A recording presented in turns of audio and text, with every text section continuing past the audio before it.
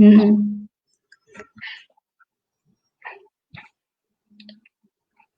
Vamos lá.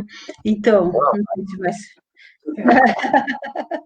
Vamos ver se está saindo. Mas ainda, João, como esses diálogos são importantes dentro da recuperação do público, né? Porque assim como teve o debate algum tempo atrás, e aí parcela da sociedade dizia que quem pode paga, quem não pode, né? Fica sem. E aí a gente enfrentou, né, por exemplo, agora mesmo, nesse momento de pandemia, né, quantos que perderam os empregos e que vão ter que migrar para a escola pública. Mas aí a gente teve também a aprovação da privatização do saneamento básico, né? Então, assim, que retrocesso foi esse, né? Porque pensar que a água e o esgoto vai estar por conta da iniciativa privada, vai significar que a água, que é um bem comum, que é um bem da natureza, ela vai estar garantida pelo sistema privado, mas que o esgoto, que é a fase de que tem um alto investimento, quer dizer, vai ser um bem cada vez em menor quantidade para a população brasileira, e aí a gente sabe o que é que a falta de saneamento básico causa de doenças, de problemas, e aí reflete na educação, reflete na saúde e tudo mais, né? Então, assim, em plena pandemia, né, o Congresso aprovou, né, a privatização da água e do saneamento básico, né, que foi, assim, algo que vai ser algo terrível para as próximas gerações, né? E mais uma vez eu linko aí com a educação. Como a educação ela não está isolada, né? Só a educação, ela está ligada com todos esses processos das diversas dimensões. Você citou o saneamento, a legislação aprovada agora, né? Na área do saneamento básico. Esse é um exemplo de que a grande maioria dos países do capitalismo central, França, Espanha, Inglaterra, pensaram, estão repensando, estão fazendo o contrário, né? Muitas vezes estão estatizando, porque é um direito que não dá para deixar na mão do capital, né? Do capital privado, para gerir esse tipo de serviço, que é um direito que não deveria nem ser qualificado como serviço, né? Assim como a educação é um direito que é fundamental para a vida das pessoas. Então, a gente vê um movimento lá fora e um movimento contrário aqui no Brasil. Isso tem a ver com a nossa área, né? Tem a ver com o processo de formação de uma sociedade que seja crítica, atenta a essa dinâmica, e se entende, se compreenda enquanto um cidadão de uma sociedade que tem muitos ainda avanços para fazer, que ainda tem muita coisa que está ainda assim incrustada na nossa sociedade para deixar para trás, muita coisa para avançar em termos econômicos, sociais, e que ainda deve muito para a sociedade, né? Um país que ainda deve muito para a sua sociedade. E não que, assim, né, a gente apenas despende toda a energia, os recursos do trabalhador, que é quem gera toda a riqueza, para poder garantir enriquecimento de poucos, né? Que é um pouco quando se privatiza isso, né? Quando se privatiza um serviço que é um direito fundamental, você não está preocupado em, por exemplo, atender cidades que têm poucas demandas, ou que têm problemas fundamentais para poder estabelecer ou instalar uma rede de esgoto, por exemplo, seja fundamental. É um absurdo que no Brasil hoje a gente tenha quase mais de 50% da população que não tem rede de esgoto instalada. Isso é um dado que, com esse debate sobre essa nova legislação, saltou nas redes sociais, né? E tem outros, né, que a gente vai ver que muita gente não tem acesso à água. Então, 50% da população, por exemplo, que não tem rede de esgoto, isso é um absurdo num país como o nosso, que uma história é novo ainda em termos de, né, que tá atrasado. Da nossa história econômica, mas é um absurdo. E aí, quando a gente passa serviços com direitos comuns fundamental para a área privada, onde o setor privado vai analisar se é vantajoso ou não atuar naquele município, ou naquela região do município, porque ali não tem muita demanda, não é atrativo, né, para ele investir, aquele setor, aquela região vai continuar sem atendimento, né? E vai garantir que os recursos públicos sejam passados para mão de poucos, né? Então, acho que é um exemplo a gente pensar que os países do capitalismo digital estão revendo isso, estão voltando para a área pública. João, nós conseguimos aqui, depois de um longo tempo, entrar para o Facebook. Então, a gente estava aqui batendo um papo muito legal no Instagram, mas vamos aqui iniciar, retomar, fazendo a apresentação desse companheiro aqui, um companheiro de longa data, é um professor da rede pública do estado de São Paulo, fez mestrado em educação pela Unifesp, está fazendo doutorado em educação pela USP. É um prazer estar aqui batendo esse papo com o João, que a gente já começou o papo lá no Instagram, vamos chegar aqui agora no Facebook. Quero pedir desculpa para todo o pessoal que a gente acabou se atrasando aqui com os problemas técnicos, mas a vida é assim mesmo. A nossa dificuldade, inclusive, né, João, que a gente está enfrentando nesse momento, né, professores, professoras, educadores, né, de deixar o presencial, o dia a dia ali, o contato com o aluno e ter que ser mediado essa relação através do computador, através do celular e todos os prejuízos que isso causa, né? A EAD traz muito prejuízo, principalmente na educação básica, né, para o processo de interação, de convivência, para o processo de ensino e aprendizagem.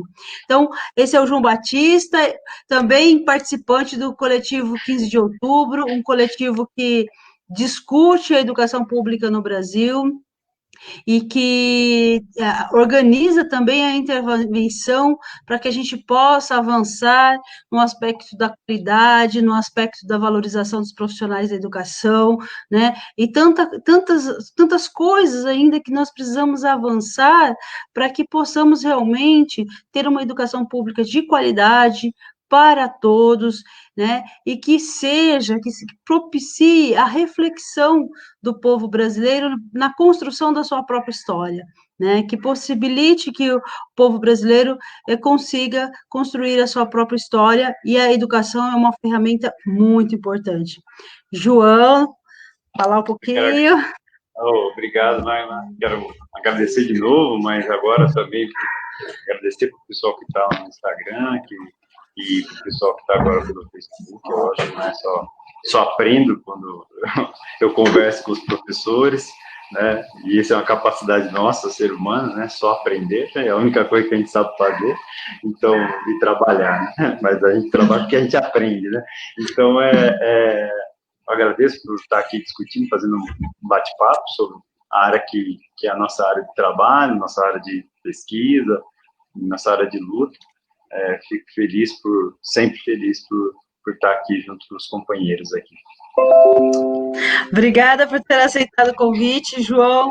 Companheiros e companheiras, professores, se quiserem enviando as perguntas, as questões aqui, para a gente continuar o nosso papo aqui com o João, e refletindo sobre a educação pública. Então, João, nós, né, depois do processo de redemocratização, depois de 1988, né, com muita luta, com muita discussão de toda a sociedade civil, a gente escreveu o primeiro Plano Nacional de Educação, né? Ele foi sancionado em 2001, mas ele não trazia, ele foi vetado, inclusive, sobre a questão do financiamento da educação pública, né? E aí ele ficou mais parecendo como uma carta de intenções, porque se pretendia fazer coisas, mas não tinha de onde vinha o dinheiro e nem quanto o dinheiro seria investido, né? Esse plano de educação, ele teve vigência de 10 anos, e em 2014 nós, né, fizemos um outro plano de educação, que foi, aliás, fruto de muito debate, novamente, de que precisávamos avançar nas conquistas da educação pública. Em 2014 foi promulgado o segundo plano de educação, após o processo de redemocratização, com alguns aspectos importantes, né? Esse plano de educação, ele traz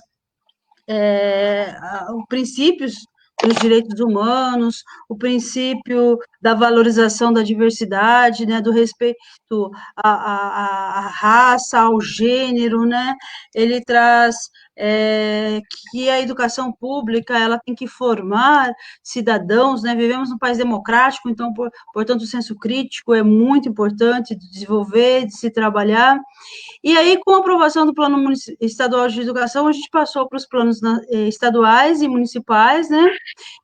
No estado de São Paulo, as 6 importantes universidades do estado de São Paulo apresentaram, junto com o Raul, inclusive, na época era deputado, né? O Plano Estadual de Educação, né, da sociedade civil, e o governo apresentou o plano dele, né? Infelizmente, o plano nosso da sociedade civil, amplamente discutido, não foi aprovado. Inclusive, né, companheiros do 15, acho que você também fez parte, né, João? Foi defender em algumas audiências públicas o nosso plano, né?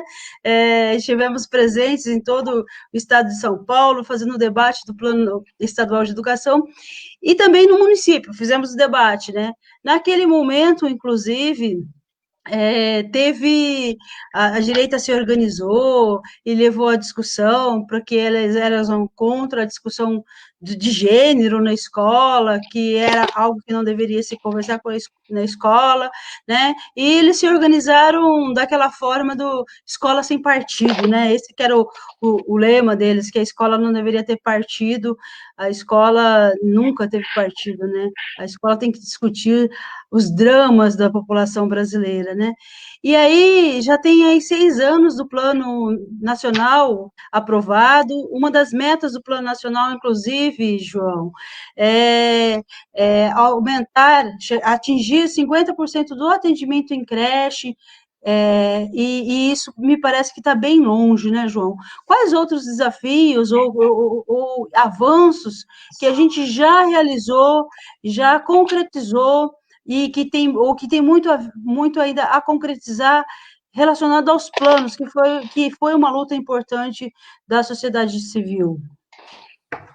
É interessante, Maia, você comentar, né, do processo histórico aí que a gente teve para a construção desses planos, que é um processo que demanda a energia dos cidadãos e dos movimentos educacionais, movimentos populares, a sociedade civil como um todo, né? Inclusive nessas disputas entram os grupos privados também, porque eles vêm com a sedenta sede de conseguir transformar isso, que é um direito, num serviço, numa mercadoria, e nós, da educação pública, gratuita, né, de qualidade, a gente está sempre ali na linha de frente fazendo aquele, né, embate, né? Mas todos disputaram isso nesse processo, pós-Constituição. Aí o primeiro Plano Nacional veio com uma roupagem ainda muito mais teórica e nada prático, ficou um pouco como uma letra morta, um texto ali que não avançou muito, e o grande salto que a gente observou, apesar de ainda ter muitos avanços a serem feitos, foi o Plano Nacional, PNE, que, né, vigorava que vai vigorar de 2014 até 2024, que é o que a gente está vivendo, e que previu muitas coisas no aspecto da qualidade, né? Porque principalmente para as pessoas que são jovens há mais tempo, né?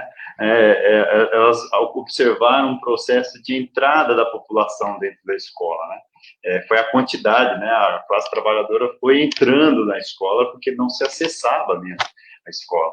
Então, esse foi o primeiro movimento. Para quem é jovem há mais tempo, talvez lembre até, tipo, nossa, eu vivia lá e só tinha escola da primeira à quarta série, depois ia até a escola do ginásio lá na PQP, onde eu tinha que viajar. Enfim, esse processo, né, aconteceu há décadas, 4 décadas, 5 décadas atrás, principalmente com a primeira LDB, né, e que a gente pode trazer nomes como Florestan Fernandes, que fez uma disputa aí para poder, inclusive, reivindicar também qualidade naquele período, né? Mas, naquele momento, foi um período de acesso à escola. De lá para cá, a gente vem lutando também para além do acesso à melhoria da qualidade. E o Plano Nacional de Educação de 2014 a 2024, ele dá um salto considerável nesse aspecto, nessa outra dimensão que é a qualidade, né? Então, em termos de acesso, ainda temos coisas a avançar. Como você acabou de citar, a gente precisa colocar a meta, né? A 2024, pelo menos 50% das crianças nas creches, não é nem sempre, né? Se a gente for pensar, pô, tem que ser todas as crianças, né, que estão em idade de creche, está na creche, mas não, a meta conseguida foi 50%, né, na disputa ali, porque você tem muitas compreensões do que qual é o papel do Estado, inclusive a de que o Estado não tem que oferecer nada, né? Isso existe na sociedade civil. Nós não, que achamos que o Estado tem que dar condições para o trabalhador formar seus filhos, trabalhar, ter uma compreensão da realidade, transformar ela, né? Para isso tudo vai investimento, né, do Estado. Então, por isso que é uma disputa sempre pelo que a gente chama do fundo público, né? Então, o Plano Nacional de Educação 2014, ele vem avançando em muitas metas, por mais que ainda tenha coisas a avançar. E essas metas, infelizmente, no Plano Nacional de Educação, nenhuma delas foi atingida agora nesse 6º ano. Nenhuma delas. Poucas metas foram alcançadas, diria que umas 3 metas, saiu há pouco tempo, inclusive está disponível na rede, que é o relatório dos ciclos, né, que chama-se, né, relatório dos ciclos do PNE. Isso, deixa eu abrir aqui para falar para todo mundo, que é o relatório do 3º ciclo de monitoramento das metas do Plano Nacional de Educação. Ele é difundido pelo INEP, né? O INEP também é uma instituição independente ali, mas faz uma disputa para ser independente, para que não tenha intervenção, né, para que a gente não veja os números como eles devem ser apresentados, mas ele acabou de soltar e a gente consegue observar que nesse momento, saiu esse ano esse relatório, nenhuma das metas foi totalmente atingida, e estão longe de ser atingida, como você falou. Talvez umas 3, 4 metas ali estejam parcialmente cumpridas. E aí a gente pode pensar isso no âmbito estadual e no âmbito municipal, aí no caso, especificamente no caso de Sorocaba, como isso também impacta lá, né? E aí a gente tem uma luta histórica para poder ter esse salto de como avança, por que avança em termos de qualidade, né? É uma construção, é uma disputa, por isso que o cidadão tem que ter ciência do que é educação e entrar nos debates mais complexos sobre educação, sem receio, para poder entender e fazer frente junto a nós a essa discussão que tem a ver com a sua vida, né? Tem a ver com a sua família, o que será seu filho amanhã nesse mundo capitalista, enfim. Acho que é importante que a gente traga cada vez mais a população para o debate da educação, para entender um pouco o que essas coisas interferem diretamente e concretamente na nossa vida. Então, além... Oi? Pode.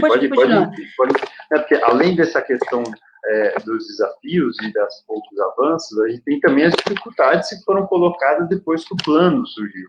Como, por exemplo, a Emenda Constitucional 95, que é um aspecto importante. Depois de uma baita luta para conseguir fazer com que o plano seja estabelecido, pelo menos em termos da lei, e é lógico que isso as instituições, a sociedade civil como um todo, vai lutar para que se coloque em prática, e isso é o que o plano avança quando coloca as metas e os estabelecimentos das suas metas. A gente tem também, ao mesmo tempo que a gente tem que colocar as instituições para praticar isso, já que tem meta, a gente tem do lado contrário as instituições e agentes que também trabalham para que isso volte atrás. Então, a Emenda Constitucional 95 é uma coisa desse sentido. Ela vem no sentido de todo aquele trabalho que foi feito para conseguir avançar em qualidade, que a gente já tem décadas e décadas de luta para poder isso se colocar em prática, pode ir por buraco abaixo aí, porque você não tem recurso. Então, esses obstáculos ainda estão em disputas, porque a Emenda Constitucional 95 ela está vigindo, mas ela tem problemas. Isso é visto, inclusive, pelos economistas dessa área aí, que querem tirar dinheiro da educação. Então, a gente tem que ficar sempre atento, né? Ô, João, e aí você disse, né, do relatório, né, e essa questão do não atingir, né, os 50% das vagas em creches, né, e aí tem uma leitura, inclusive, de cidade por cidade, de estado por estado, né, e Sorocaba, João, porque, assim, as cidades, os municípios, elas precisam atender prioritariamente a educação infantil, né, e depois que ela pode atender o fundamental e o médio, né, dentro da educação básica, dentro dos entes federados, a responsabilidade do município é com a educação infantil. E como que anda a educação infantil aqui em Sorocaba, né? E para mais, como que está a rede de profissionais aqui de Sorocaba, né? Profissionais que estão tem curso universitário, como que apregoa o Plano Nacional de Educação, que a meta era que todos os profissionais tivessem curso superior dentro da área, né? Para ter valorização é preciso ter concurso público, né? Porque é preciso ter estabilidade, o professor tem que trabalhar com estabilidade, né? Então, como que estão essas questões aqui em Sorocaba, João? É interessante, aí você pode até, eu me dei eu fui de bicão aqui, né, levantar uns dados, né, Magda, sobre a cidade, que você pode até me confirmar, ou os colegas que estão assistindo podem até também falar, não é isso não, eu vi lá, você está errado, mas a gente fui lá pesquisar e levantar, a gente que faz pesquisa em educação, a gente tem facilmente, assim, o acesso a algumas fontes, porque eu traquejo, né, pô, falou sobre educação, a gente vai lá buscar o dado tal, sobre matrículas, falou sobre educação, a gente vai lá buscar o número de professores, sabe qual é a fonte, porque isso é uma questão metodológica, né? A fonte de pesquisa, como é que o cidadão comum que não está no debate de educação, fala, putz, onde é que eu vou buscar? Nem sei, isso é uma coisa que é importante saber também. Ah, mas não vou fazer pesquisa, tudo bem. Mas, então, existem várias fontes, por exemplo, né, o INEP, né, que é o Instituto Nacional de Pesquisas, que é a Anísio Teixeira, de Pesquisa e Educação, que faz com que faz o censo escolar, e isso está lá no site, você entrar lá, clicar, você consegue ver o panorama do Brasil, de muitos municípios, tem as sinopses estatísticas, você consegue alimentar muito dado. Se você quiser saber, por exemplo, a população da cidade, você vai lá no IBGE, porque o IBGE é o Instituto Brasileiro de Geografia e Estatística, você consegue levantar. Foi um pouco esse exercício que eu fiz de bicão, quando a gente ia fazer esse debate, para poder trazer alguns dados, né? Então, acho que é interessante que Sorocaba é um ponto fora da curva em termos de acesso, eu diria, inclusive, aí a gente tem vários dados demográficos que indicam isso, só para a gente começar, já que você comentou Sorocaba, acho que é importante falar um pouco dos dados demográficos de Sorocaba, né? Eu vi aqui, me corrija aí, Magda, se eu estiver equivocado, mas a população estimada para esse ano é de quase 660 mil habitantes. O que isso significa? Só para a gente relacionar com a educação, né? Só pegando habitantes. Daqui a pouco a gente entra nas questões mais que você comentou específicas aí. Mas se a gente pegar só em termos de população, nós no Brasil temos quantos municípios? 5.570 municípios. Nem 15% desses 5 mil, nem 15% tem mais de 50 mil habitantes nas suas cidades. E Sorocaba tem 650 mil. Sabe quantos municípios no Brasil tem mais de 500 mil habitantes? 46 municípios apenas, dos 5.570 municípios. Então, só 46 municípios têm mais de 500 mil habitantes. Sorocaba está aí. Ou seja, Sorocaba é uma baita cidade. É uma baita cidade. Tem uma grande população, consequentemente, vai ter muita demanda escolar, né? E demanda por recursos para atender essa baita população. Porque se está entre o percentual pequeno e bem pequeno dos municípios com mais de 500 mil habitantes, isso é uma questão administrativa, não é de qualquer relevância, é de altíssima relevância. Mesmo não quero dizer que os municípios pequenos sejam irrelevantes, eles são tão importantes quanto os municípios grandes, quando a gente pensa num sistema educacional como um todo do Brasil. Mas olha só a importância que tem Sorocaba em termos de demanda por escola, demanda por carreira, demanda por creche, né? E aí entro um pouco nos dados que eu levantei sobre o atingimento das metas, né? Mas antes de entrar, falar um pouquinho de matrículas, né? De quantas matrículas tem nesse município enorme, né? Que eu acho que é enorme, um município grande, né? Se a gente for pensar em matrículas, eu peguei uns dados, assim, montei umas tabelinhas aqui para acompanhar e discutir com você, só de municipal, quando a gente pensa municipal, matrícula é só das escolas que é administrada pelo prefeito, digamos assim, né? Não tem escola estadual no meio, não é do governo do estado que a gente está falando, são escolas que estão sendo administradas pela prefeitura. Então, essas matrículas são, como você já disse, aquelas que são da educação infantil ou do ensino fundamental, né? Que eu acho que do ensino médio, se tiver pouco, mas talvez tenha, mas pouquíssimo, né? Então, só de matrículas, né, são 56 mil matrículas em 2019, esse dado. 56 mil matrículas, e cresceu.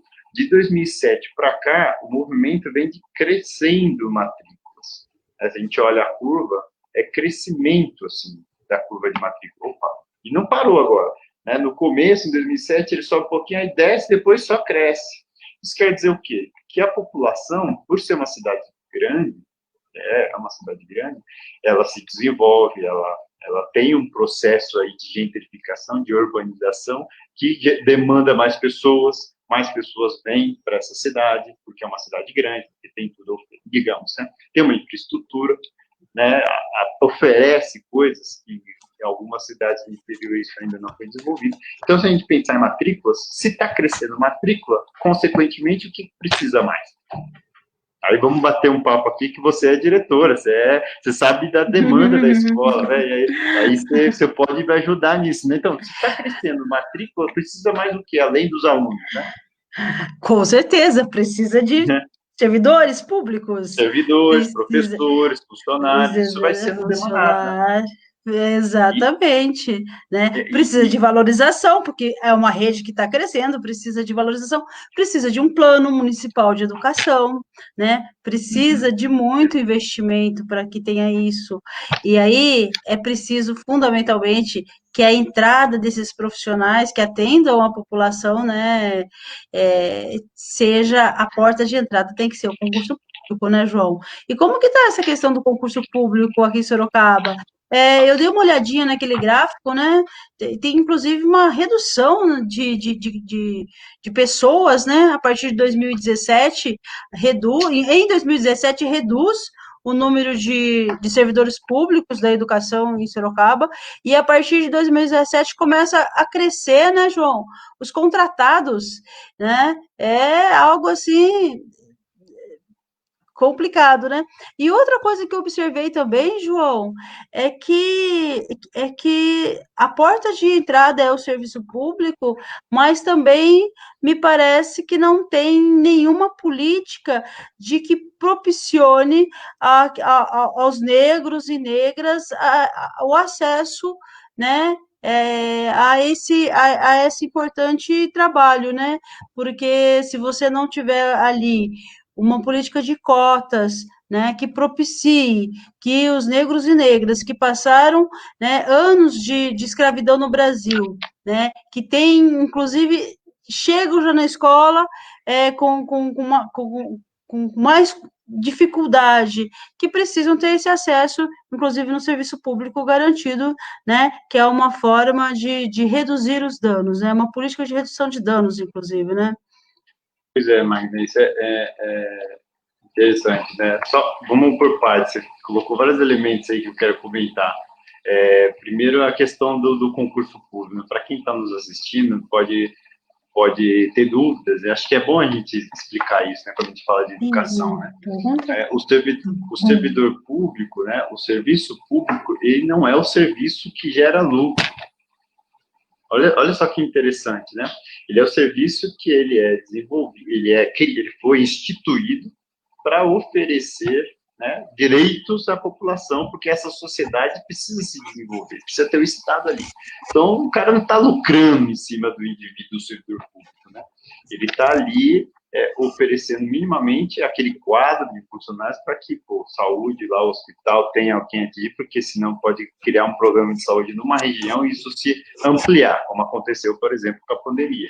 Você tem a questão da habitação, porque as pessoas precisam morar, elas morando, elas evitam vários problemas de saúde evitam, se elas tiverem onde morar, se elas tiverem infraestrutura onde moram, elas evitam doenças, elas podem procurar trabalho, porque têm dignidade para procurar trabalho, têm a sua cidadania garantida, digamos assim, com esse direito. Então, tudo está elencado. Então, o servidor público, já que não é para garantir lucro, ele tem um estatuto que o rege das suas ações. Então, tem obrigações, tem deveres e direitos, né? Tem sanções para ações que são limitadas. Então, isso tudo é regido pelos estatutos, mas, ao mesmo tempo, os direitos. Por isso que, muitas vezes, no Brasil, né, e por muito se pensou e ainda se pensa equivocadamente, que o concursado é aquele cara acomodado, né?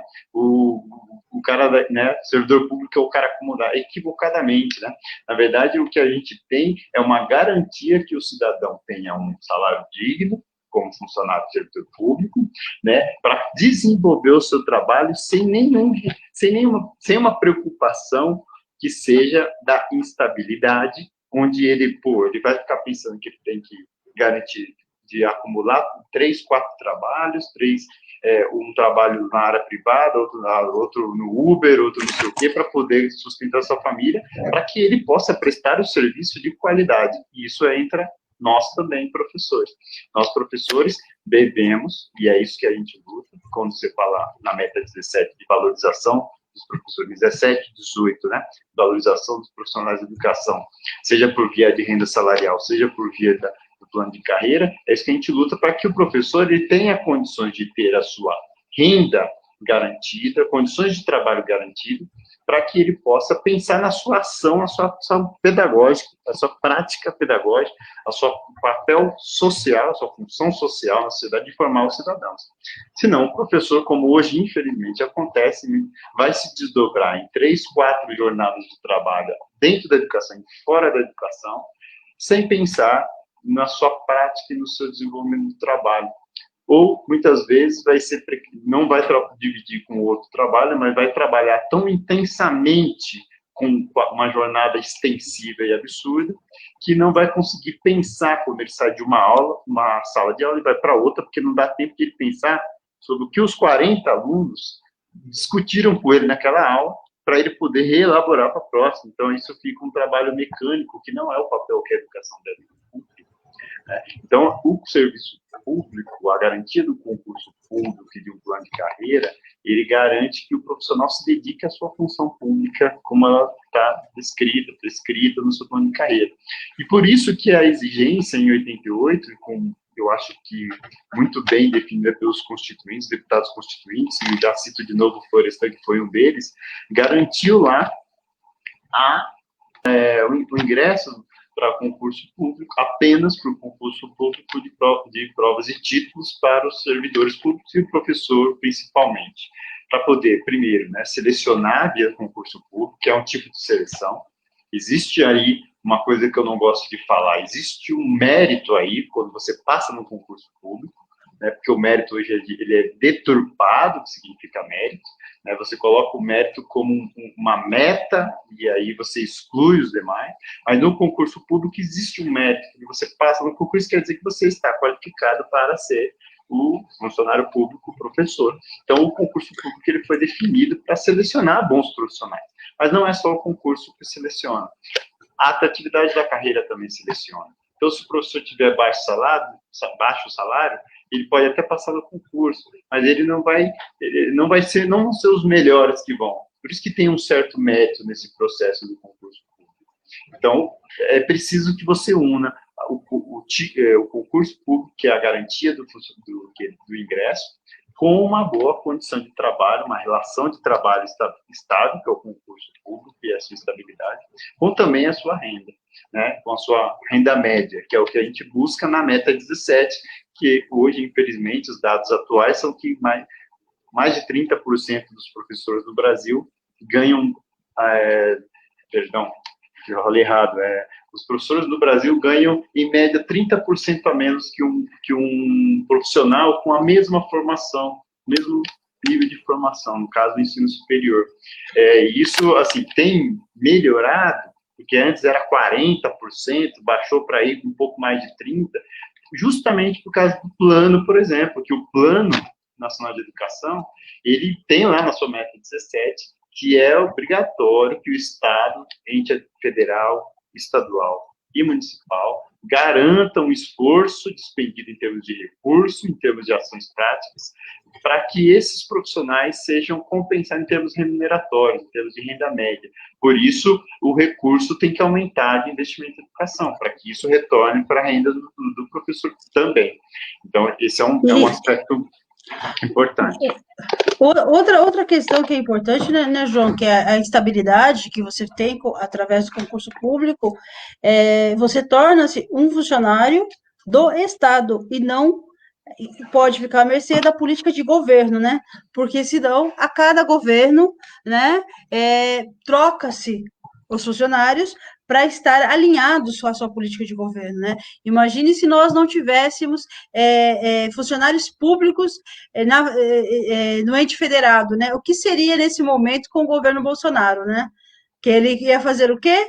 Colocar todo mundo que lia na sua cartilha, como ele está fazendo atualmente naqueles cargos que ele consegue fazer, né? Então, a importância do concurso público ela é fundamental para manter, né, realmente uma política de Estado e não de governo, né? Exatamente. Aí eu volto no que você apontou, no caso de Sorocaba, que mostra, que os dados mostram, não dá para a gente mostrar aqui para todo mundo, mas só para comentar, mostram que o número de professores em Sorocaba tem aumentado, né? Você tem aumentou. Só que concursados chegou num certo ponto que parou de crescer, porque, ó, vamos pensar, né? Se o número da população aumenta, a cada 10 anos, que é isso que o censo faz, né? Esse ano, inclusive, vai ter o censo, esperamos que tenha, para poder dar um novo panorama aí, de 2010 para cá, mas aumentou muito em Sorocaba, e aí se aumenta o número de pessoas, aumenta o número de crianças, aumenta o número de matrículas, consequentemente, precisa de mais professor, mais escolas, mais de tudo aquilo que a gente falou. E ao contrário, que os efetivos pararam de crescer em 2017, os concursados que a gente chama de efetivos, né? Eles pararam de crescer, mas ao mesmo tempo, o que surgiu no mesmo ano foi um crescimento de contratos. E aí, contratos por quê? Porque contratos é o que você falou, essa estabilidade, né? Essa efetividade, a estabilidade, ela se perde, correndo o risco de qualquer variabilidade econômica, por exemplo, a pandemia, poderia mandar professores embora, sei lá, por alguma coisa, sem garantia, às vezes, ou aumentando o número de alunos em sala de aula. Então, nesse caso, é uma preocupação para Sorocaba, que eu acho que tem que se ter em mente, né, porque ele começou em 2017 e tem aumentando o número de contratos, e o número de efetivos se mantém estável. Então, acho que esse é um olhar que tem que ter, se você pensa em garantia de direito. Outro aspecto que eu queria pontuar, né, que também é importante, que você comentou, é a formação dos professores, né? A formação dos professores, o Plano Nacional de Educação, ele prevê que os professores tenham sua formação em ensino superior e que possam também alcançar formação em pós-graduação, porque a gente pensa, eu acho que todo mundo, todo cidadão pensa assim, quanto mais o meu professor estudar, mais desenvolver seus estudos, eu acho que melhor eu vou ter aqui na minha sala de aula alguém mais preparado, com melhor orientação, né? Formação para o meu filho vai ser melhor, porque o cara continua estudando, né? Ele não está ali parado. Não é isso, acho que no senso comum isso existe, a gente tem que pensar também, e é isso mesmo. O Plano Nacional de Educação, ele prevê que o professor precisa continuar se formando, porque a gente usou esse termo no debate do 15 na semana passada. Nós, professores e todos os seres humanos, somos incompletos. A gente está sempre tentando se completar de alguma forma. É uma incompletude que a gente tem, que a gente precisa sempre buscar ela, né, a completude ali num certo momento. Então, o plano prevê isso, o plano vê isso, que os professores têm que ter pós-graduação. E, no caso de Sorocaba, isso é um ponto positivo também. É um ponto fora da curva, porque o caso de Sorocaba tem uma boa quantidade de professores com a sua formação em nível superior e também com pós-graduação, né, prevendo um pouco o que o Plano Nacional apresenta. Inclusive, mais um dado, eu já te passo a palavra, mais um dado, o Plano Municipal de Sorocaba, ele também avança, e aí precisa entender com mais preocupação, em termos de recursos, até porque Sorocaba, por mais que seja uma cidade grande, como a gente acabou de falar, ela tem, não sei, eu não fui ver a arrecadação da cidade, se ela arrecada muito. Mas a gente viu só o Fundeb, que a gente vai falar um pouquinho daqui a pouco, mas em termos de arrecadação no total, eu não vi. Mas o que apresenta? Apresenta que no plano municipal, no primeiro artigo do Plano Municipal de Educação de Sorocaba, que ele avança em termos do plano nacional. Ao invés de 10% do PIB, né, no caso do município, ele coloca um pouco a mais. E isso foi uma luta, tenho certeza que foi uma luta. Por quê? Porque, com certeza, os 10% não daria conta, e isso tem que ver qual foi a discussão no momento. Ele avança colocando 13%, pelo que eu observei na legislação que eu fui pesquisar, colocando a meta de 13%. E aí eu não sei como que está isso, mas tem pontos positivos que o plano avança, mas também tem pontos que precisa avançar mais, né? João, foi uma grande luta aqui em Sorocaba, viu? Fizemos audiências públicas, nos mobilizamos através do Fórum Municipal de Educação, né? Fizemos grupos para debater cada meta. Foi uma luta importante para pelo menos circunscrever no plano esses avanços. João, deixa eu agradecer aqui o pessoal que está participando, que pode mandar pergunta, Solange Proença, Isa Sobrinho, né? O Jorge Robertos, o Wilson Paulino, Flávia P., a Marildo dos Santos, a Mauri Fernando Santos, Joracila Virão, Lucas Lomar, Carolina Ribeiro, Fátima Vieira, Ednelza, Maju, Selma. Gente, pode estar mandando pergunta aqui, que a gente vai responder, né, João, na medida do possível. Vamos ter que ser um pouco mais breve nas questões, mas a gente vai tocando essa bola aqui. Pode mandar questão. O João, deixa eu falar uma coisa com você, que é assim, que está afligindo muito a nossa categoria. E aí eu queria fazer elencar, inclusive, com o Plano Nacional de Educação. O Plano Nacional de Educação, ele estabelece, né, 3 tripés, que é o acesso, a permanência e a qualidade. E desses tripés, né, o aluno precisa estar na escola, precisa permanecer na escola, ou seja, contra a evasão, e aí a qualidade, né? No momento presencial, nós avançamos bastante no acesso, né? Muito se diz com um ar saudosista que a minha escola, o meu tempo de escola, mas o meu tempo de escola, a escola não era para todo mundo, a escola era uma escola excludente, né? E então o acesso, a permanência de manter esse aluno. E nesse tempo de pandemia, né, nesse momento de pandemia, a gente observa, João, que o acesso a essa educação remota, ela tem, assim, sido uma questão crucial, porque mais de 50% dos nossos alunos não têm internet em casa, não têm os meios para acessar a educação, né? A pandemia levou a gente para casa, os alunos para casa deles, e hoje esse processo ele está sendo mediado. Então, o acesso ao ensino, os alunos estão tendo bastante dificuldade, além da dificuldade extra para os professores, que também trouxe né, muitos desafios para os professores. E, inclusive, João, quando a gente pensa em valorização, os professores têm feito a EAD, têm feito o trabalho remoto, inclusive com seus próprios recursos, né? Com a sua internet móvel ou paga, com o seu notebook ou com o seu celular, né? Então, também tem esse outro quando a gente pensa em valorização. E a questão da permanência, né? Já saiu publicado em comunicação que mais de 30% dos alunos do estado de São Paulo têm pensado, inclusive, em não retornar para esse ano letivo. João, esse momento é um momento bastante difícil, né? Eu queria que você comentasse um pouco essa questão que hoje a gente vive, que é o acesso a essa educação remota e também a permanência, né? O governo até falando de criar um 4º ano do ensino médio, e o que você pensa sobre isso? Tá. Bom, é bom quando você fala que as pessoas estão pensando em não enviar os filhos para a Mas eu escola. não posso. Isso quer dizer que há ainda um sentimento ainda de preocupação com relação à vida das famílias, enfim. E a dinâmica que resultaria no caso do seu filho, para a escola, se encontrar com outras crianças que têm contato com seus pais, que têm contato que às vezes estão trabalhando.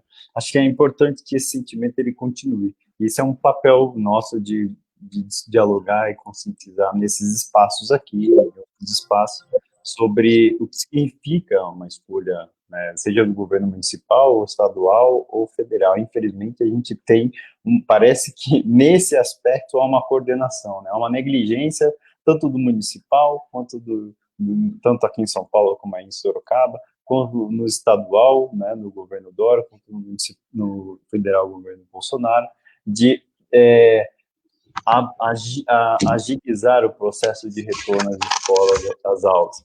E isso é questionável, né? Porque por muito tempo a educação ela não foi colocada no centro da discussão, né? A educação nem a saúde. Agora a saúde é evidentemente o centro da discussão, né? E a escola se colocou também junto um pouco ali na rabeira da saúde como o centro da discussão, apresentando assim, por que a escola é tão importante que funcione, não pare de funcionar.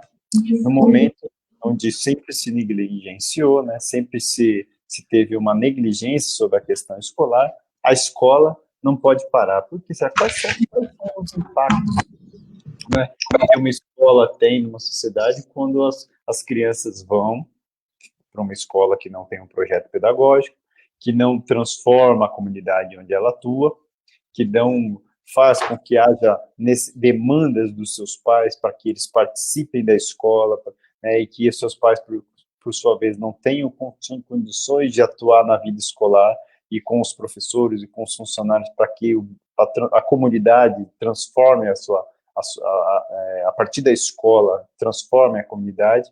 Se não é uma escola que vai fazer esse papel, é importante que haja o ciclo, né, que continue a dinâmica educacional como se nada acontecesse, né, como se não tivesse a vida da grande maioria dos trabalhadores em risco, quando você coloca a escola pública, que é a que mais atende, e a escola privada tem muita matrícula, mas é a escola pública que garante o atendimento à escola, né, quando você coloca isso em funcionamento numa crise como essa. Então, assim, primeiro, no meu aspecto, na minha visão, assim, é uma compreensão classista, né, bem, vamos usar o termo, né, porque a gente não pode ter medo de usar esses termos, né, classista no sentido de que existe uma classe que se utiliza da escola pública, aquela classe trabalhadora, classe pobre, e que está sujeita a todas as comodidades que estão aí, né, as patologias, as doenças, enfim, que, digamos assim, usando nu e cru o termo, pode morrer, né,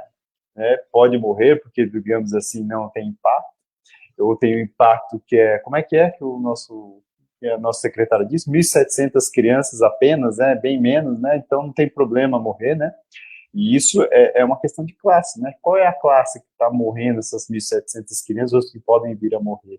Então, é uma definição isso expressa quais são as pessoas que estão na estrutura do poder, que definem as políticas, tão só as educacionais, como as políticas econômicas de habitação, e que, um pouco como a gente precisa estar organizado, de certa forma, discutindo essas questões, que nós tenhamos representantes que discutam essas questões por um viés da classe trabalhadora, porque a classe trabalhadora precisa de representantes que façam esse debate, que compreendam o papel e a importância de preservar, por exemplo, nesse momento que a gente está vivendo, a vida dos trabalhadores. Então, ou seja, não voltar à escola seria um ato simples de preservação da vida destes, né? A gente tem vários estudos de urbanista, por exemplo, aqui em São Paulo tem uma professora da USP, que é a Raquel Ronick, que já apontou diversas vezes que seria um equívoco essa volta às aulas. Tem outros estudos aí, até a TV aberta tem comentado sobre isso, né, sobre como seria, em termos urbanísticos, né, o encontro de crianças, e isso aumentaria a propagação. Por quê? Porque, pensa bem, a grande maioria dos trabalhadores trabalham e moram na periferia, não trabalham nos centros, né? Vão para as periferias, vão para as partes distantes, né? E aí vão para o centro, porque tem que trabalhar e volta, né? Então, aí está em contato, então, com a sua criança. Então, se tiver o vírus, se tiver o vírus, mesmo que seja, por exemplo, naquela condição de assintomático, né, ele está ali na sua família, se tiver o confinamento, mesmo tendo esse equívoco da pessoa ter que ir trabalhar e voltar, mantém-se. Agora, se volta às escolas, teve a propagação entre a sua família, e a escola vai ser mais um canal para ele difundir isso. Então, as outras crianças que estão lá em contato, talvez a sua família esteja fazendo confinamento, esteja em casa, tenha conseguido fazer isso, mas obrigatoriamente vai ter que voltar para as escolas e aí entra em contato com uma criança, por exemplo, que possa estar assintomática. Então, é assim que difunde, vai ampliar absurdamente. É isso que, por exemplo, a professora Raquel Ronick já difundiu em alguns aspectos dos seus estudos, que é um equívoco. Mesmo assim, mesmo com dados científicos, dados como se hoje usa muito bem, né, evidências, né, a gente acaba tendo ainda uma dinâmica de condicionamento da volta às aulas. E acho que é importante esses espaços para que a gente esclareça que o papel do pai em fazer uma resistência, o pai e a mãe, resistir realmente, em se manifestar nas redes sociais, conversar à distância, óbvio, com os parentes, os amigos, sobre a importância de falar não queremos volta às aulas, por exemplo, a não ser quando estabelecer uma dinâmica que seja razoável, por exemplo, a gente vê avanços já muito grandes em termos de uma possível vacina no Brasil mesmo, até o final desse ano. Então, por que colocar em risco a grande maioria da população brasileira, que é a classe pobre, que usa a escola pública, sendo que já tem estudos, inclusive, sendo discutidos na Fiocruz, né, nas instituições de fomento e de pesquisa, sobre a possibilidade de, até o fim do ano, a gente ter uma possível vacina. Então, por quê, né? Por que isso? Então, é uma questão assim, não pode parar, né? A dinâmica tem que continuar mesmo que haja mortes. Isso é uma postura de que quem da onde vai vir as mortes, né? Da classe trabalhadora, de quem gera riqueza. Então, eu penso que é um recorte de classe aí, né? E aí, quando a gente pensa em recorte de classe, não é só de classe, né? Tem um recorte de classe, de raça, cor aí, porque a grande maioria da população brasileira é preto, pardo, né? E isso impacta, a morte tem cor nessa pandemia, né? Então é importante que a gente não dissocie. Tem a questão de gênero, porque são as mães, né, que muitas vezes precisam, né, trabalhar e fazer a manutenção do lar agora com a pandemia e cuidar das crianças e ao mesmo tempo correr o risco de ainda ter o filho infectado. Enfim, tem toda essa questão por trás. Então é um problema complexo e que a gente precisa se debruçar sobre ele, né? Então, acho que é um pouco como eu penso esse momento que a gente está vivendo. E acho que é importante a gente salientar dois aspectos, né? O papel dos pais nessas decisões políticas, como eles, mais do que eles imaginam, têm um papel importante, porque é a pressão popular que muda as políticas públicas. Não é à toa que depois daquela live da FGV com o professor de matemática que apresentou um número absurdo de crescimento de mortes, isso virou uma potencial absurda, virou uma discussão na sociedade, entre os pais, que teve uma resistência. O governo se sentiu, né, acuado e aí apresentou um outro dado que foi, assim, foi um dado mais baixo, mas com uma argumentação absurda, né, de que era possível. Então, olha como o papel né, da informação, da informação verídica, né, sendo difundida, e o papel dos pais é importante. E, ao mesmo tempo, as escolhas também destes representantes que lá estão, né, como é importante que a gente tenha pessoas que haja dessa forma, né, refletindo junto com a classe trabalhadora, que compreenda as dificuldades da classe trabalhadora, que entenda a educação lá no bairro pobre, né, entenda o que significa o pai ter que, às vezes, né, colocar o filho para estudar do que colocar para trabalhar, né, por exemplo. Né? Então, o que significa? Então, se for qual o sentido, né, de colocar o meu filho na escola? Tá? Acho que tem desses dois aspectos para a gente ir avançando, o Magna. João, nós voltamos aqui para o Instagram, a gente tinha caído do Instagram, se você puder aceitar aí no Instagram novamente, né? Não, beleza. Voltar aqui para o Instagram. Uma minha gambiarra aqui também. Vamos lá, vamos só aguardar um minutinho aqui. O pessoal que quer interagir, fazer pergunta, fiquem à vontade.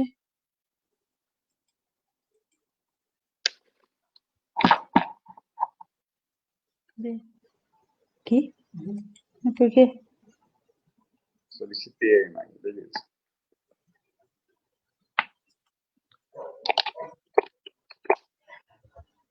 Agora eu tô... Peraí, vai ter telefonema aqui. Hã? Vai ter telefone. Por quê? Ótimo. Vai sair. Hã? Tá me ouvindo, Magda? Peraí. Tô. Só vamos reorganizar aqui. Tirar o som daí. Eu não sei mais aonde tá o som. Ouvindo, Magda? Aí.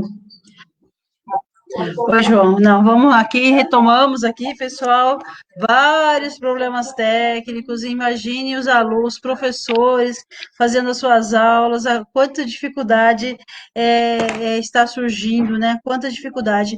Mas, João, ainda falando sobre essa questão da volta às aulas, né? O governo vem flexibilizando aí o Plano São Paulo na perspectiva do retorno dessas aulas, fazendo todo o esforço para retornar, e aí ele diz, né, que vai voltar só com 35%. Só que nós temos 13 milhões e 500 mil alunos no estado de São Paulo, e mais 1 milhão de profissionais da educação, então dá 14 milhões e 500, 35% disso dá quase 5 mil pessoas, 5 milhões de pessoas transitando todos os dias, João, andando para lá e para cá.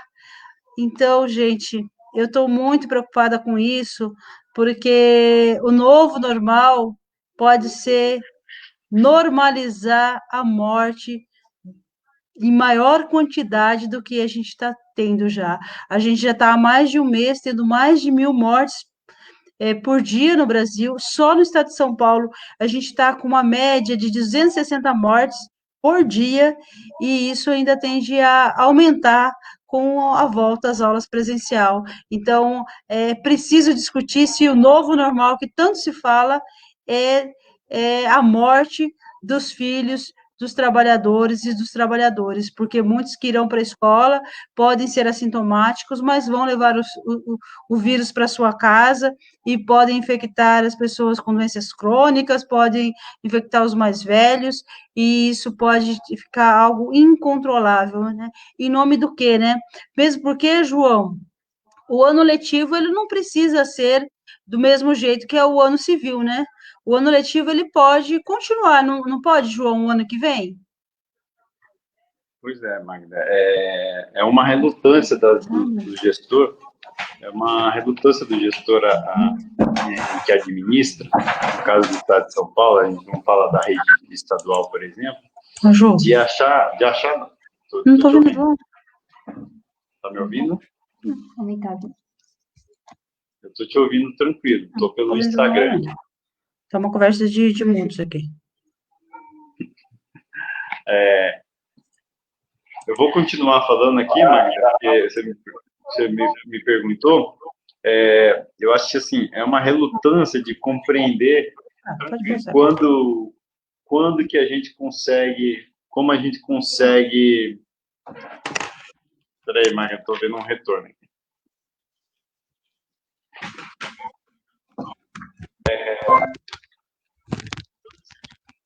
Então, vamos retomar o raciocínio agora aqui, o somzinho parou. Então, o que acontece é que há uma relutância, né, do gestor, no caso aí o Dória, e no caso da rede estadual Dória, e o secretário da Educação, Rocieli Soares, que é uma relutância de achar que não podemos avançar para além desse ano, desse exercício, né, do ano em exercício, ano fiscal, para uma rabeira do ano letivo para o ano 2021.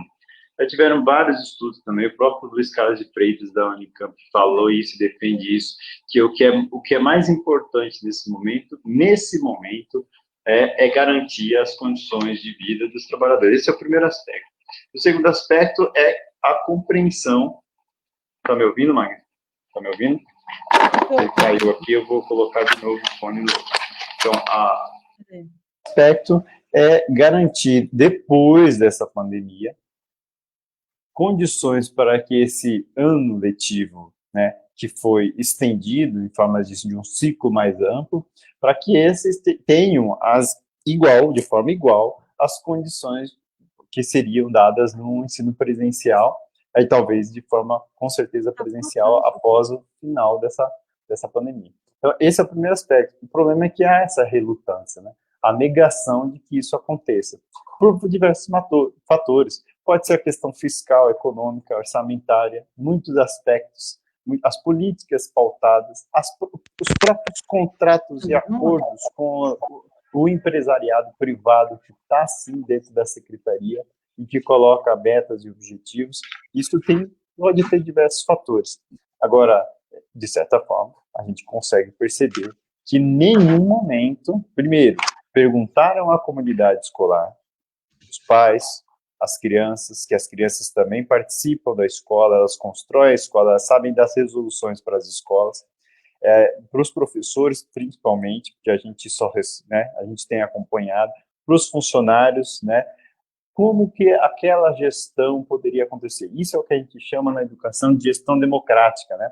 É assim, existe uma pandemia, né? Como é que a escola, no meu caso, a Escola Narbal Fontes, aqui na Zona Norte de São Paulo, como é que a comunidade da Escola Narbal Fontes acha que é melhor resolver a situação, né? Vamos perguntar para eles, vamos colocar essa solução na mão de quem constrói a escola de fato, né? Que é os pais, os alunos, as crianças, os professores, os funcionários da escola, inclusive diretor, supervisor, coordenador, enfim. Vamos lá, juntar a comunidade e a gente debater, olha, quantas pessoas têm acesso à internet, quantas pessoas têm acesso à banda larga, quantas pessoas... Pensando em aspecto técnico para poder fazer o ensino remoto. E se caso não, a gente deu uma devolutiva de que, a gente não dá, então vamos pensar em outra estratégia, inclusive que esse ciclo se estenda. Agora, olha só, é tão difícil, né? Colocar isso para ser... É tão difícil colocar uma coisa que está na Constituição Federal, na LDB, e também nas demais leis intraconstitucionais, que é o chamado gestão democrática. É tão difícil porque isso tira o controle da mão do gestor, que é um pouco isso que acontece no caso da rede estadual. Quando você dá autonomia, você tira o controle da mão dele, né? E aí as crianças, os pais, os funcionários, os professores podem construir uma bela escola, uma escola que dá gosto de ir todo dia para a escola, porque lá vai ter uma construção de um saber, uma construção da comunidade, que todos participam das decisões. Isso tira o controle, né, do secretário, do poder público instituído. E isso é uma questão que é do serviço público. Existe uma burocracia, mas essa gestão democrática já está desde 88 sendo verbalizada, eu diria até vomitada pelo governo estadual, e agora, no momento de pandemia, onde a gente queria, de fato, que isso se colocasse em prática, isso sequer passou por essa questão. Simplesmente o pai chegou e falou o seguinte, você vai ter que acompanhar seu filho lá agora no aplicativo e se vira aí. Trabalha, você que é mãe, que tem que trabalhar, sustentar a casa, limpar a casa, fazer comida, lavar roupa, não sei o quê, ainda vai ter que ensinar os pais, ou as crianças, né, fazer o papel porque o que acontece, né? Não tem ensino à distância, né? Não tem ensino remoto, né? É um processo totalmente deturpado do que a Secretaria da Educação colocou, e você não consegue estabelecer nem o que se chama de ensino à distância, né? Nem consegue fazer isso. Deve ter um monte de pai assistindo aqui que teve os filhos que tiveram vários problemas com o tal do aplicativo, como se o aplicativo fosse a solução da educação para o ano 2020, né? Isso não foi e não será, inclusive, assim, a gente vai avaliar com maus olhos, com muito nariz torto, o que foi esse 2020 em termos de educação. Tá? Ô, João, nós já estamos com 1h13, o tempo passa aqui. Olha, o Zé Roberto está dizendo aqui, é isso aí, companheirada, sem qualquer possibilidade de retorno em setembro, vamos à greve. O Ulisses disse, hoje teve carreata dos professores contra o retorno às aulas.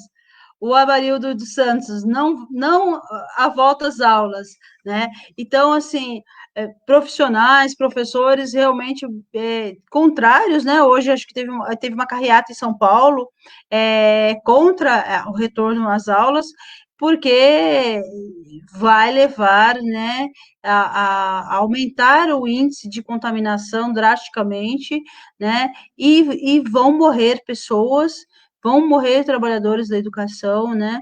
e a educação ela é muito importante, mas para ter educação, a gente tem que ter vida, né, João? Se não tiver vida, né? E o que é um ano letivo comparado a uma vida, né, de um filho, de uma filha, de um pai, de uma mãe, de uma avó, né?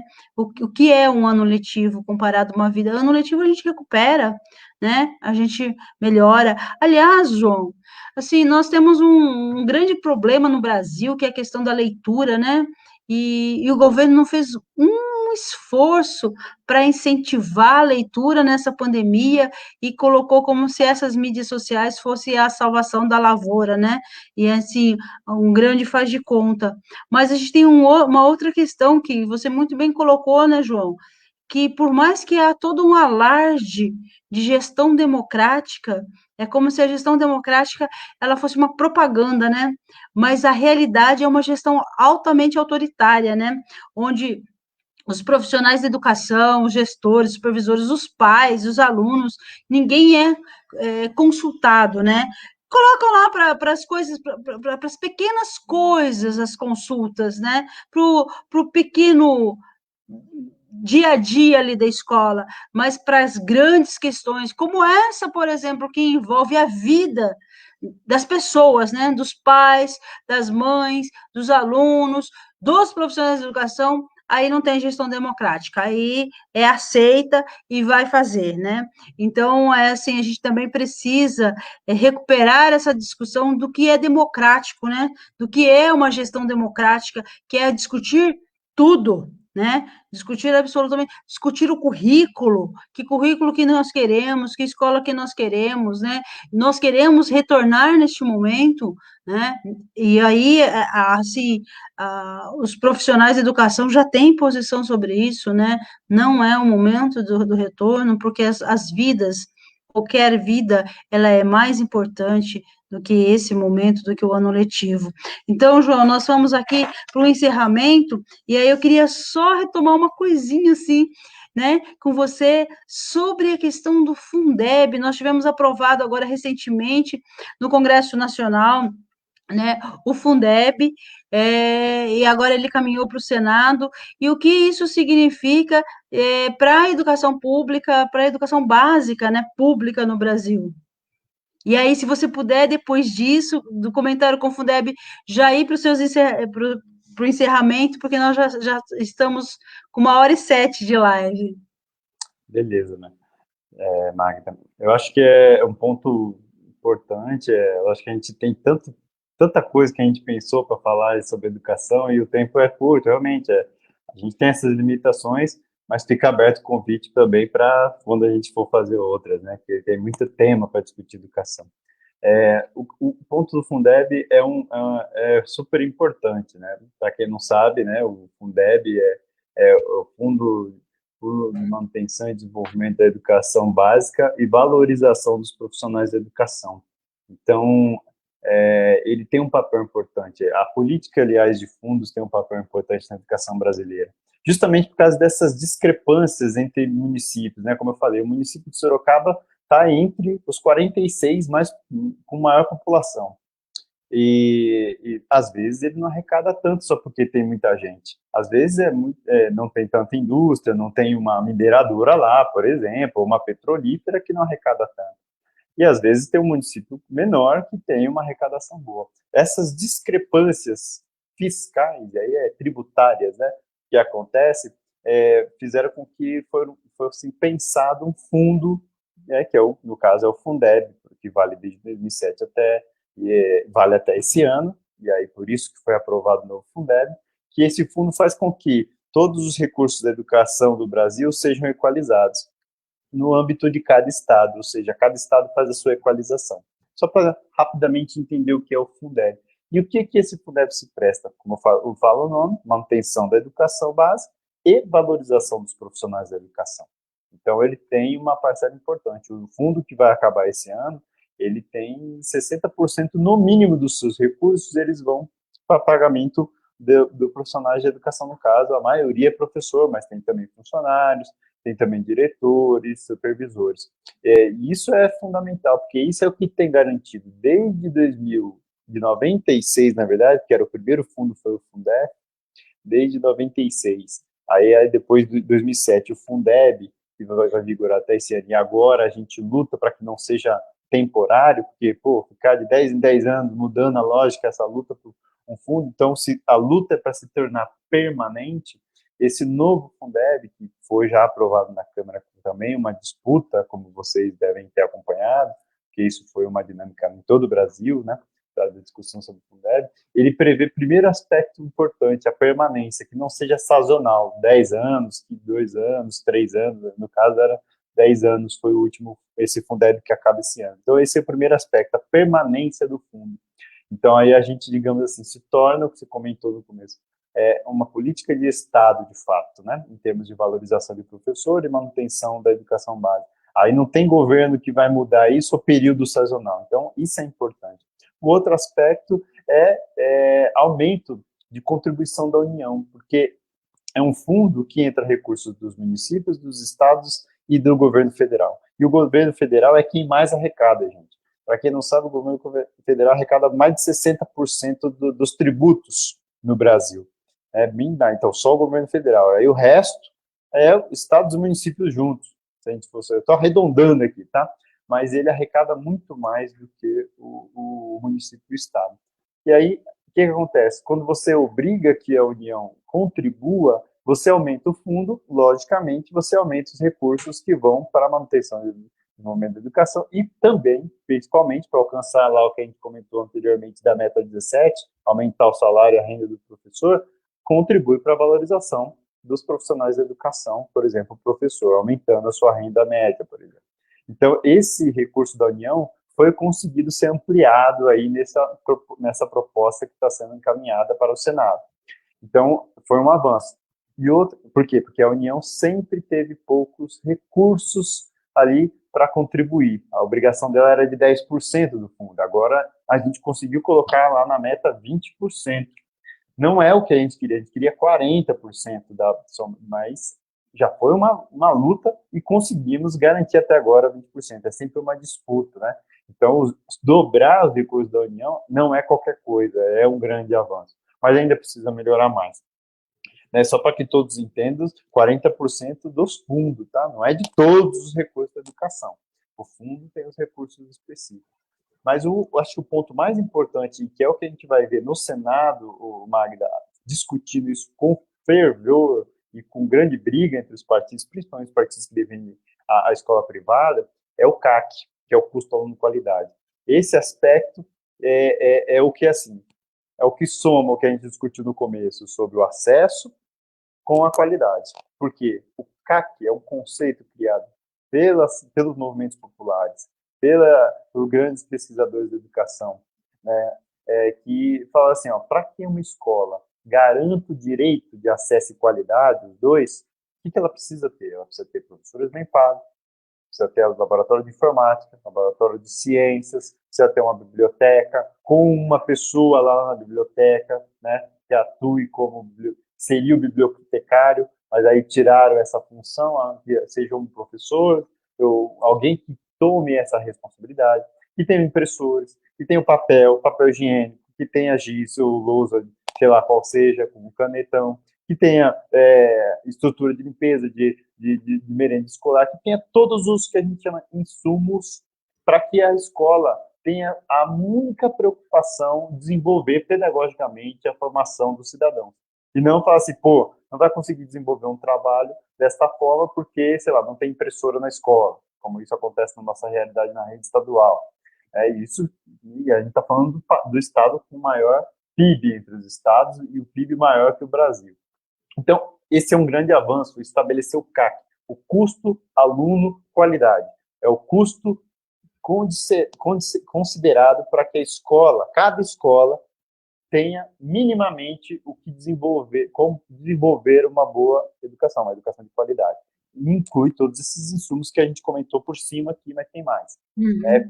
Então, isso é um grande passo que a gente vai ter que defender na luta pelo Senado. E toda a população precisa ter ciência para poder cobrar os seus senadores que votaram, cobrar nas redes sociais, que o CAC custo aluno qualidade se mantenha. Isso é fundamental, isso é um passo importante. Senão a gente vai dado correr atrás do rabo, sabe? Um pouco assim. A gente não avançar com esse conceito. E aí é interessante, só rapidamente, só para falar sobre Sorocaba, porque a gente levantou esses dados, e acho que é importante a gente demonstrar isso em dados. Eu não vou mostrar aqui, mas vou falar, né? Em termos de arrecadação, né? Quando a gente pega os dados do Fundeb, das receitas do Fundeb em Sorocaba, olha que interessante. Sorocaba é considerado uma educação municipal que está no caminho de uma melhora de qualidade. Então, acho que a gente pode avançar isso. Tem planos de carreira que são razoáveis, tem uma remuneração que favorece, mas que ainda tem que melhorar. Né? Tem as questões da infraestrutura, eu não sei, aí a gente tem que aprofundar nisso. Mas quando a gente olha a arrecadação do município, quando a gente pega os recursos do fundo, se fosse pegar só o fundo, só o que o município cede para contribuir esse fundo, ele consegue ele consegue ampliar quase que 2 vezes o retorno dos recursos quando ele recebe dinheiro do fundo. Vamos fazer um exemplo simples. É como se eu fosse lá, digamos assim, eu tenho que pegar o meu salário e eu dou R$100 para poder ganhar um pouquinho mais a partir desses R$100 do fundo. Então, o município pega R$100, dá para o fundo, esse fundo soma todos os fundos e devolve distribuindo equitativamente. E aí, quando volta, se o Sorocaba fosse eu dando R$100, voltaria a R$170, ou seja, 70% a mais.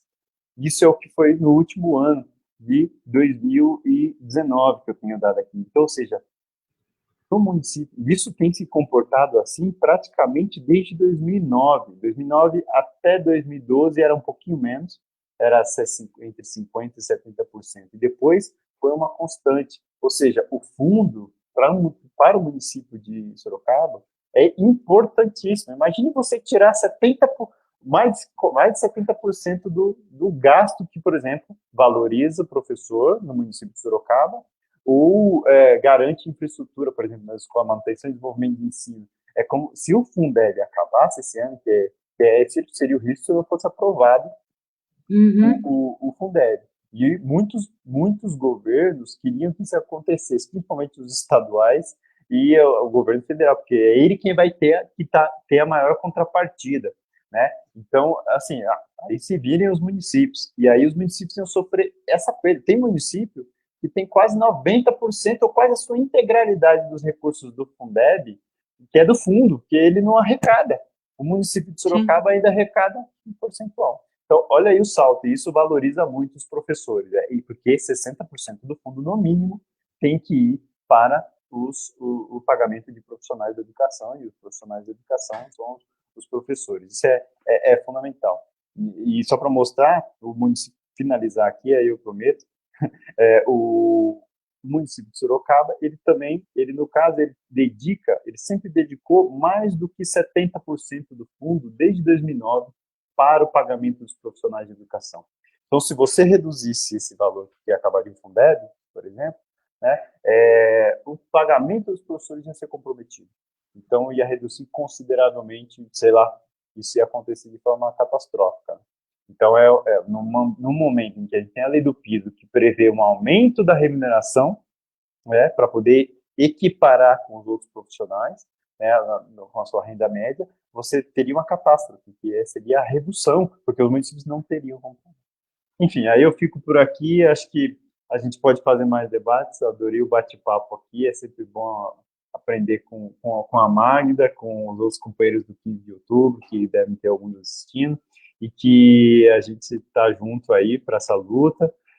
Peço aqui, quem estiver assistindo, que não seja professor, que esteja junto conosco aí com o debate sobre o Fundeb, com o debate sobre a volta às aulas, que acho que a pressão popular ajuda e faz pressão desses governos que não é a favor da classe trabalhadora. Obrigado.